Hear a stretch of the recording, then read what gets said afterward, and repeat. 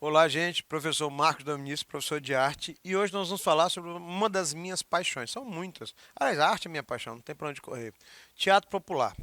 Teatro popular. Atenção ao nome. Quando o nome diz popular, é alguma coisa que todo mundo pode utilizar, que é do povo. Pois é. Para a gente entender o conceito do teatro popular, é necessário entender alguns conceitos sociais, históricos e principalmente políticos, porque o teatro popular tem um gancho fortemente político e de consciência social.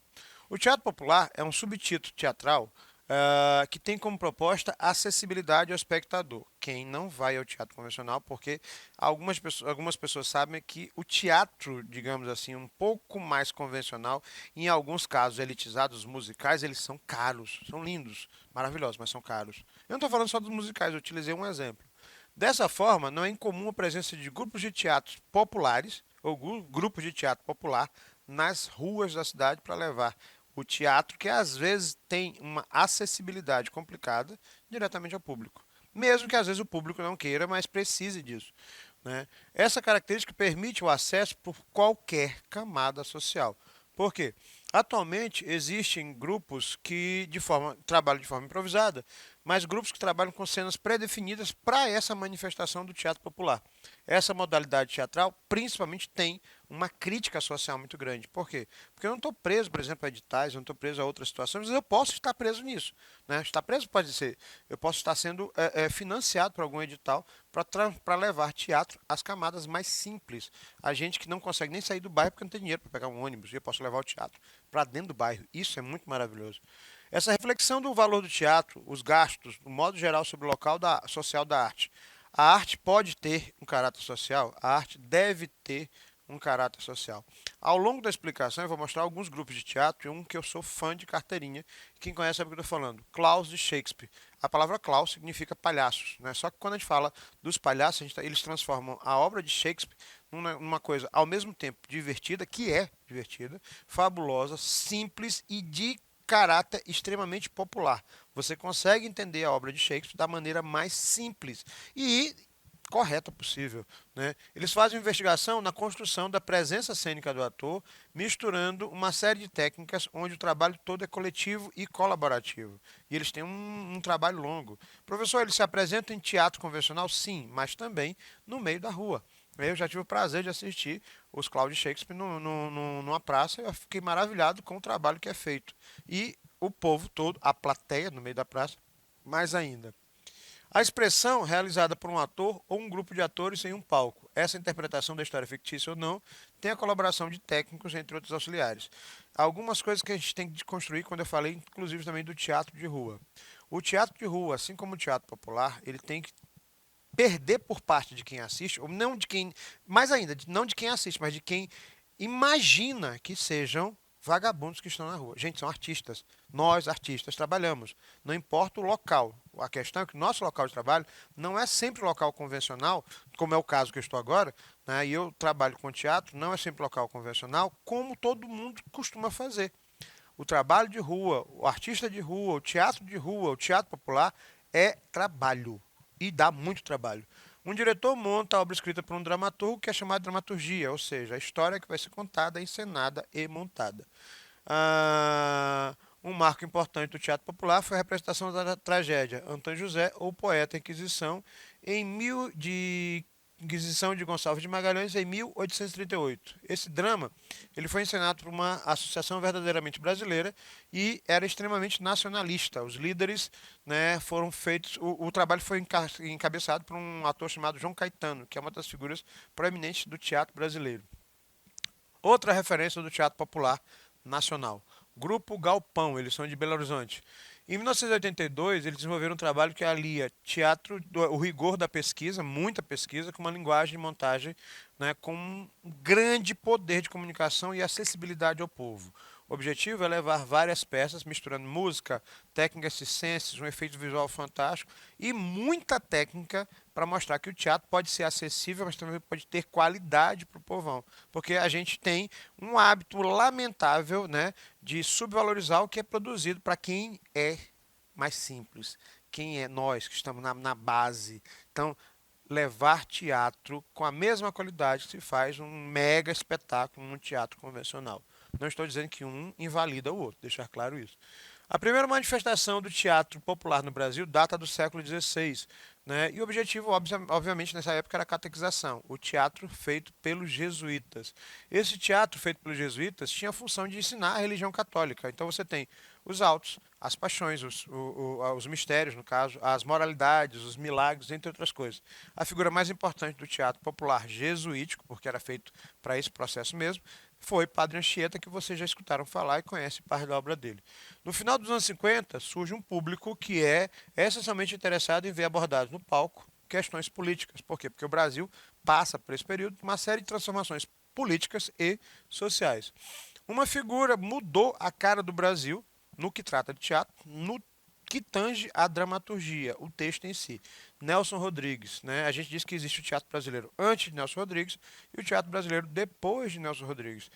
Já caiu em Enem, chama-se Vestido de Noiva, é uma peça que mistura uma série de situações e ele trabalha em três planos, né? O plano da alucinação, o plano da realidade e o plano da memória. E nessa situação da obra de Nelson Rodrigues, ele criou uma nova dramaturgia no país e tinha um apelo muito popular. Não era feito essencialmente na rua. Deixar claro que o teatro popular não precisa ser feito somente na rua. Pode ser feito na rua, no teatro convencional, mas também pode ser feito no galpão de uma empresa, no pátio de uma escola, por causa disso que o apelo popular dele é muito grande. Ganhou notoriedade na década de 50 e houve um crescimento do público muito grande interessado em ver no palco questões nacionais. Você se via na história. Você não vai ver uma história que é muito longe da tua realidade. Os autores dessa época que vêm numa enxurrada que alguns eu tive prazer de assistir alguns. Jorge Andrade, Gianfrancesco Guarnieri, que foi inclusive ator da Globo, Oduvaldo Viana Filho, o Vianinha, Dias Gomes, que escreveu não só peças de teatro, mas também várias novelas, Antônio Calado, Augusto Boal, que desenvolveu uma técnica para o teatro, né, específico, Milô Fernandes, que tem textos maravilhosos, mas com apelo muito crítico e social, entre outros. Foi uma geração que descobriu nos problemas sociais a fonte da dramaturgia, mas também uma forma de você dizer assim, gente, olhem para cá, porque eu estou colocando a situação que nós estamos vivendo, que nós estamos passando. Né? Paulo Ponte dizia o seguinte: o povo é a única fonte de identidade nacional, por isso o teatro popular. Eu vou citar, entre uma explicação e outra, alguns autores que são importantes para o teatro popular, que mostram essa evolução natural. A Ida Wist, ela consolidou na carreira uma estrutura de poesia e, por ser mulher, sofreu muito preconceito, né? Porque você tem escritoras naquele período, estou falando de 1960, 50 para frente, então ela comia um dobrado e tinha que ser melhor do que outras pessoas. Escreveu uma série de peças e ela mudou poeticamente a forma como era feito teatro na época. O povo, a gente entender esse conceito do povo e o popular. Explorado levam a vida à margem os meios de produção e do saber. Como eu vou dizer para o povo, para mim e para vocês que estão assistindo, que nós somos explorados? Como a gente vai ter consciência disso? Como a gente vai ter... Olha que o Brecht já falava sobre isso. O Brecht, né, a pronúncia correta é essa, já falava sobre isso na Alemanha. Só que isso demora a chegar no Brasil como um evento de consciência social. E aí o teatro popular entra. Os autores que eu citei a vocês começam a trabalhar nisso. A ideia: os fracos unindo-se derrotam os fortes e ganham muitas versões, mesmo que seja simplesmente na dramaturgia, no teatro. Heróis morrem por causa de uma causa coletiva, que é o caso de Lampião, né, que há um processo de romantização, mas também de heroísmo. Antônio Conselheiro, que todo mundo já conhece, onde ele resiste bravamente. Padre Cícero, Zumbi, Tiradentes. Você tem heróis nacionais e esses heróis sofrem, quase uma tragédia grega, e mereceram várias peças. Circos, praças, espaços públicos, artistas amadores, tudo voltado para o conceito do teatro simples do povo, ou seja, o teatro popular. Novamente, não necessariamente precisa ser na rua. Ele pode ter uma série de locais, fisicamente falando, diferenciados, mas o contexto é um só. Eu vou levar teatro que fale sobre o povo para o povo.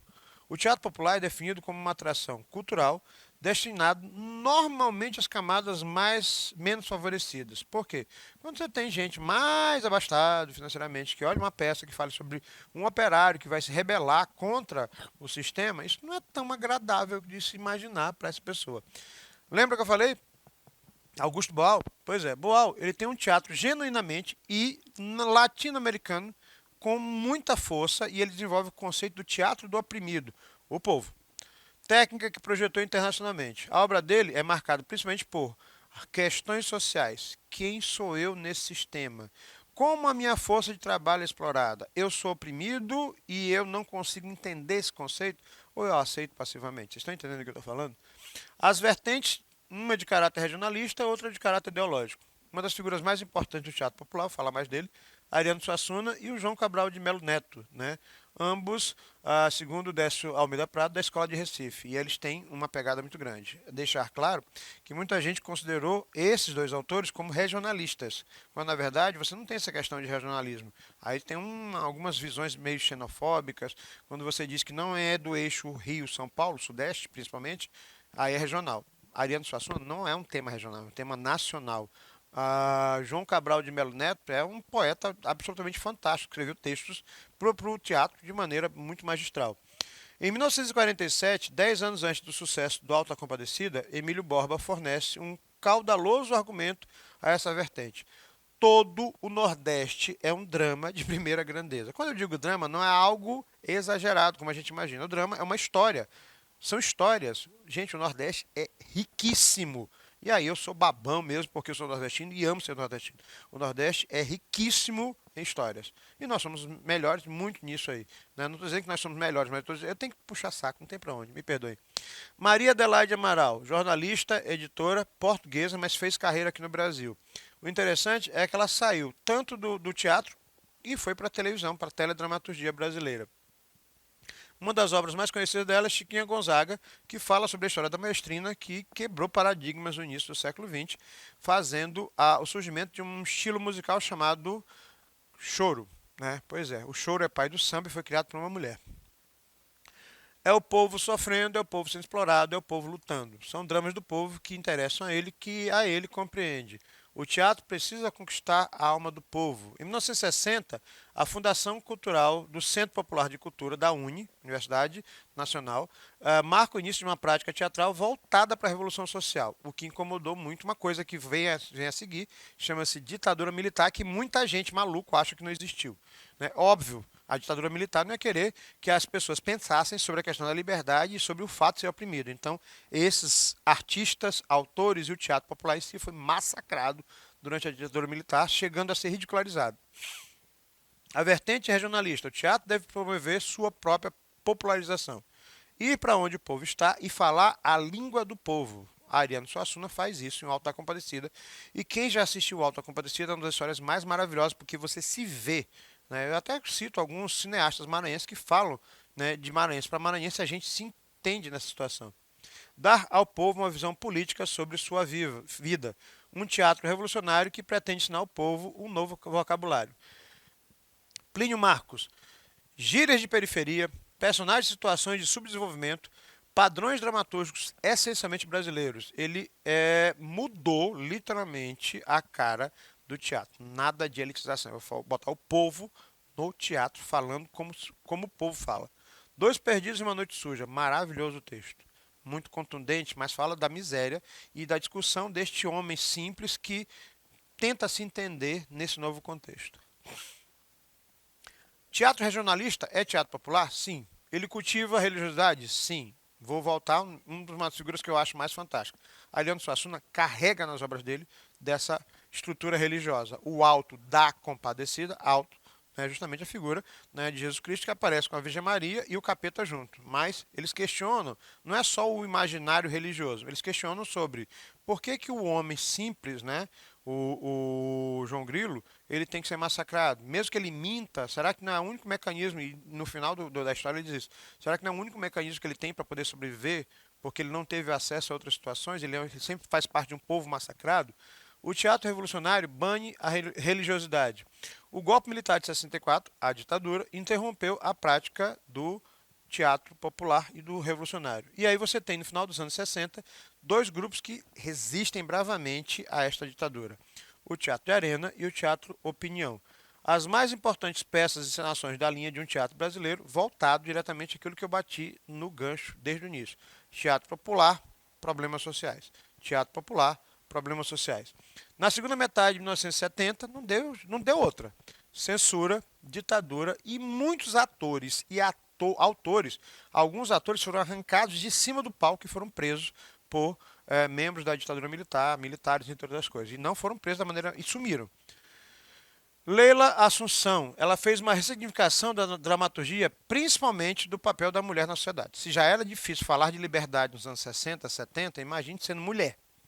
Por aí você tira. Essa projeção, com uma peça chamada Fala Baixo, Senão Eu Grito, é conhecido como texto e ganhou o prêmio Molière, que é um prêmio extremamente importante para a dramaturgia brasileira. E ela trabalhou depois com novelas e minisséries para a TV ou a teledramaturgia. Ou seja, a maioria desses artistas, desses autores, migrou do teatro para a televisão para poder aumentar essa visibilidade do seu próprio trabalho. O teatro de vanguarda e o teatro comercial muitas vezes promove um vazio cultural na história brasileira. O teatro popular tenta cobrir esse vazio.